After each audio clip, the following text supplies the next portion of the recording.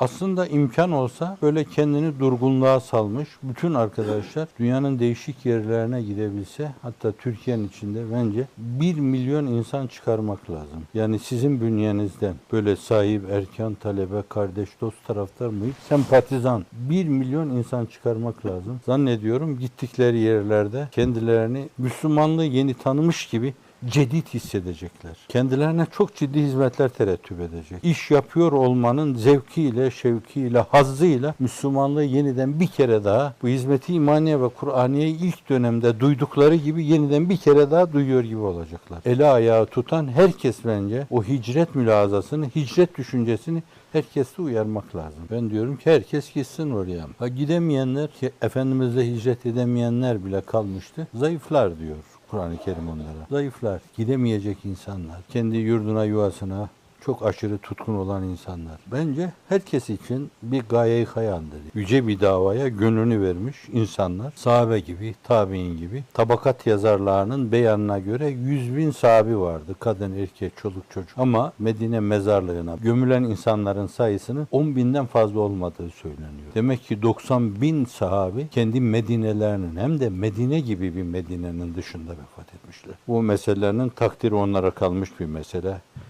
Kendilerini müstadafinden sayanlar, Taife-i Nisa'dan sayanlar, çoluk çocuk sayanlar, sakat alil sayanlar, onlar kendilerini mazur görebilir, gitmeyebilirler. Fakat bunun dışında bir yönüyle herkes gitme sorumluluğu içindedir. Evet, 1 milyon insan gitsin dedim ben, kesetten kinaye söyledim. İsterseniz 2 milyon da olabilir, 3 milyon da olabilir, 4 milyon da olabilir. Birisi nüfusu dengelemek için demişti ki böyle herkesin kafası bizim kafamıza uymuyor zaten demişti. Bu açıdan da yani bu nüfus Türkiye'ye fazla, 3-4 milyonun kellesi alınsa Türkiye çok fazla kaybı olmaz. Biz öyle demiyoruz. Yani bir 2 milyonluk, 3 milyonluk kafa, o kafa aktivitelerini dünyanın değişik yerlerinde kullansalar Türkiye'nin bir kaybı olmaz. Türkiye'de çok düşünen kafa var. Gitsinler dünyanın değişik yerlerinde yer tutsunlar. وَلَقَدْ كَتَبْنَا فِي الزَّبُورِ مِنْ بَعْدِ ذِكْرٍ ennel arda yerithu ibadiye salihun. Yeryüzü mirasçıları, Allah yeryüzünü Hazreti Adem'in Habil oğluna miras bırakmıştır. Kabil mirastan mahrumdur. Efendim pek çok ziraat mühendisi, doktor, esnaf, hocamız gidin derse hicret ederiz diyor ve sizden bir işaret bekliyorlar.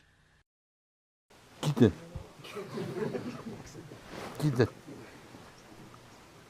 Allah Allah. Hoca kim oluyor ya? Allah. 3 Şerefeli'nin zavallı imamı. Hoca yaptınız çıktınız siz de işte. Oturmuş konuşuyoruz, istişare ediyoruz. Gidilmesi zaruri olan bir iş diyoruz buna. Gitsin herkes artık. Nasıl konuşacaksın zaten? Celp mi çıkaracağız onu?